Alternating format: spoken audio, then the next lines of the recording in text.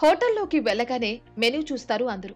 మెనూలో కంటికి ఏది బాగుందా అని చూసి సెలెక్ట్ చేసుకుంటారు చాలా మంది. నిజానికి పదార్థం రుచిని కంటితో చూసి డిసైడ్ చేయలేం.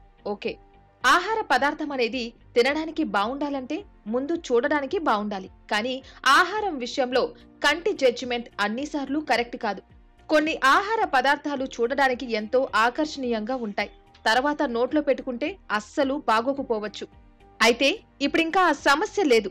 నాలుక మీద పెట్టుకోకుండానే పదార్థం రుచి ఎలా ఉందో చెప్పగలిగే పరికరాలు వచ్చేస్తున్నాయి. వీటినే ఎలక్ట్రానిక్ టంగ్స్ అంటున్నారు. ఎలక్ట్రానిక్ నోస్ ఇప్పటికే వచ్చింది.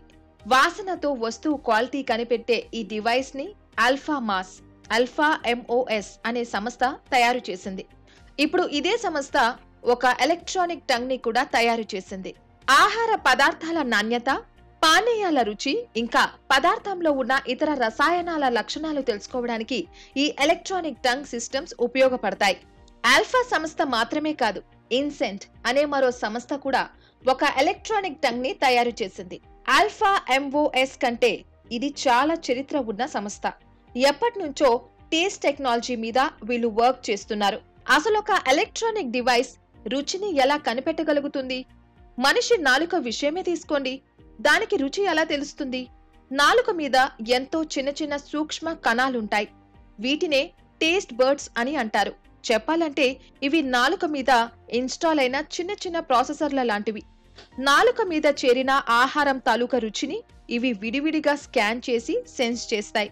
ఫైనల్ గా అన్నీ కలిసి ఒక న్యూరల్ నెట్వర్క్ మాదిరిగా పనిచేసి ఓవరాల్ గా రుచి ఇది అంటూ ఒక అభిప్రాయాన్ని ఇస్తాయి. మనిషి నాలుక మీద టేస్ట్ బర్డ్స్ ని అనుకరిస్తూ ఇన్సెంట్ కంపెనీ వాళ్ళు ఈ ఎలక్ట్రానిక్ టంగ్ తయారు చేశారు. నిజానికి దీని ఫస్ట్ వర్షన్ ని 1993లోనే వీళ్ళు రిలీజ్ చేశారు.